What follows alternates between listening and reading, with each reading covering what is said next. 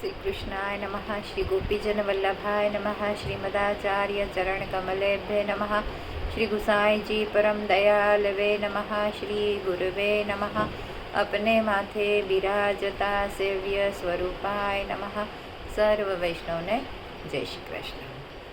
गत विडियो में આપણે અહીંયા વિરામ આપ્યો હતો કે વસુદેવ દેવકીજીએ ખૂબ જ સુંદર રીતે પ્રભુની સ્તુતિ કરી છે, પ્રભુને પ્રેમથી પ્રાર્થના કરી છે અને બંને જણ પામ ભાવ વિભોર થઈ ગયા છે. ત્યારે ભગવાને વિચાર્યું કે આ પ્રકારે માતા પિતા સ્તુતિ કર્યા કરશે તો પછી આગળની લીલા કેમ ચાલશે. માટે પોતે પોતાની વૈષ્ણવી માયા દ્વારા પોતાના હૃદયમાં, એટલે કે પ્રભુએ પોતાની વૈષ્ણવી માયા દ્વારા એમના હૃદયમાં, પોતાના માતા પિતાના એટલે કે એમના હૃદયમાં, માતા પિતાના હૃદયમાં વાત્સલ્ય રસ પ્રકટ કરાવ્યો. આમ પ્રભુએ પ્રકટ થઈ સ્વસ્વરૂપોનો પરિચય આપ્યો. વસુદેવ દેવકીજીના હૃદયને આનંદ આપ્યો, એમનામાં વાત્સલ્ય રસ પ્રગટાવ્યો અને અલૌકિક સ્વરૂપનો ઉપસંહાર કરવાની દેવકીજીની આજ્ઞાને અનુસરી. એટલે દેવકીજીએ કીધું કે ભાઈ આ તમારું આ અલૌકિક જે સ્વરૂપ છે એ હવે તમે મારા સુંદર નાના સા બાળક બની જાઓ, એનો ઉપસંહાર કરો. એટલે એવી દેવકીજીની આજ્ઞા હતી. એ આજ્ઞાને અનુસરીને પોતે પોતાના સ્વસ્વરૂપનો ઉપસંહાર કરી નાખ્યો. જે સ્વરૂપ એ પ્રકટ કર્યું હતું, ત્યાં આવિર્ભાવ જે થયો હતો એ સ્વરૂપ એનો ઉપસંહાર કરી નાખ્યો. પછી માતા પિતાએ આ બધું નજરે નજર જોયું અને જોત જોતામાં પોતે પ્રાકૃત બાળક બની ગયા. એટલે સામાન્ય બાળકની જેમ એમણે સ્વરૂપ ધારણ કરી લીધું. અને આપણું આ બાળક આવું મોટું થઈને પછી નાનું થઈ શકે? લૌકિકમાં જે આપણા બાળકો હોય છે એ પહેલાં એકદમ મોટા થાય ને પછી નાના થઈ જાય, એવું બને? આ તો શક્ય જ નથી ને. એટલે પછી આવી રીતે પ્રભુનો આ પ્રાદુર્ભાવ કહેવાય છે. અને આ જ પ્રભુનો અલૌકિક પ્રભાવ છે. પ્રભુ કરતુમ અકર્તુમ અન્યથા કરતુમ બધી જ રીતે પ્રભુ સમર્થ છે. એટલે પ્રાકૃત રૂપે પોતે બાળકના જેવું નહીં પણ લૌકિકવત પોતે બાળકનું સ્વરૂપ ધારણ કર્યું છે. એટલે લૌકિક બાળક જેવા હોય એવું સ્વરૂપ ધારણ કર્યું. અને આવા સુંદર સ્વરૂપના દર્શન કરીને તથા પરમ રુચિકારી બાળકને નિહાળતા જ રહ્યા માતા પિતા. એટલે કે વસુદેવ અને દેવકી નિહાળતા રહ્યા અને એમના જાણે બધા જ સર્વ જ પાપો અને દુઃખો બધા દૂર થઈ ગયા. પણ એક કંસનો ભય એમના મનમાં બેસી ગયેલો હતો. તો આવા સુંદર બાળકનો કંસ જો વધ કરી નાખશે તો આવો ભય એમને સતાવતો હતો. અને એટલા માટે તરત જ દેવકીજી વસુદેવને કહે છે કે કંસની આ બાળક પર દ્રષ્ટિ પડે એ પહેલાં જ જલ્દી અને તરત જ ગોકુળ લઈ જાઓ અને ત્યાં સુરક્ષિત જગ્યા પર એને પહોંચાડી દો. એવી રીતે માતાએ વિનંતી કરી અને તરત જ આપોઆપ બધા દ્વાર ખુલી ગયા કારાગરના. વરસાદ ઝરમર ઝરમર પડતો હતો. પહેરેદારો બધા સૂઈ ગયા.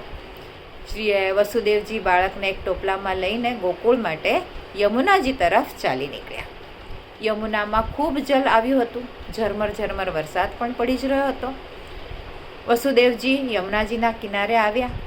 યમુનાજીમાં પગ મૂક્યો અને બાળકને માથા પર લઈ આગળ આગળ વધવા માંડ્યા.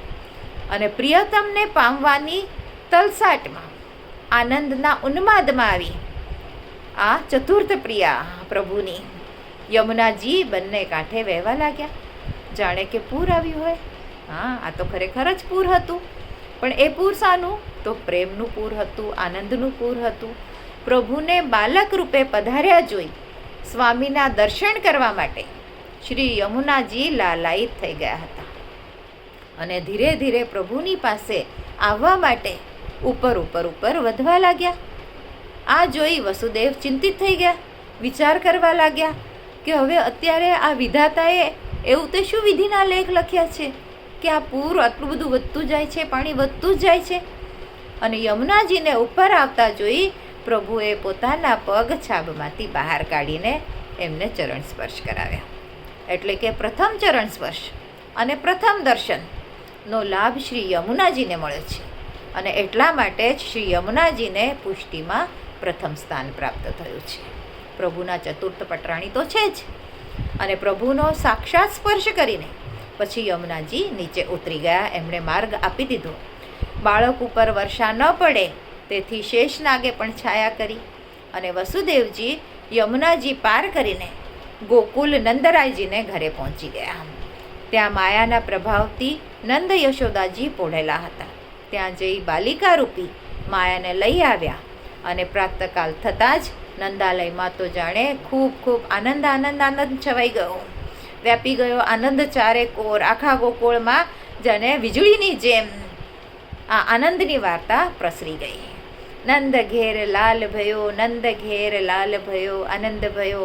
એવી રીતે ગોપ ગોપી બધા ગ્વાલ શૃંગાર કરીને નંદ યશોદાના લાલાને બધાઈ દેવા માટે નીકળી પડ્યા. આ આનંદનું પૂર ઉમટી આવ્યું છે. અને નંદના દ્વારે મધુર શરણાઈઓ વાગી રહી છે, નગારા વાગી રહ્યા છે, દુધુંબી વાગી રહી છે. આખું વાતાવરણ ગુંજી ઉઠ્યું છે, આનંદમય થઈ ગયું છે. અને આ પરંપરાથી જ હર એક વર્ષે આપણે પણ સૌ જન્માષ્ટમી અને નંદ મહોત્સવ મહામહોત્સવ તરીકે ખૂબ જ આનંદ અને ઉલ્લાસથી મનાવીએ છીએ, ઉજવીએ છીએ. આ દિવસે પ્રભુને પંચામૃત સ્નાન થાય છે. અને પ્રભુને રાગ ભોગ અને શૃંગાર એનાથી ખૂબ સુંદર લાડ લડાવાય છે. પ્રભુ સુખાર્થે આખો સેવાક્રમ ગોઠવેલો હોય છે. વધાઈના કીર્તનો ગવાય છે, વિવિધ સામગ્રીઓ અને ભારે શૃંગાર પ્રભુને થાય છે. આજ માટે આટલું જ. આજના મારા વચનોને પ્રભુ ચરણોમાં સમર્પિત કરું છું. કૃષ્ણાર્પણમસ્તુ. જે કાંઈ ભૂલચૂક થઈ હોય તે માટે ક્ષમા ચાહું છું.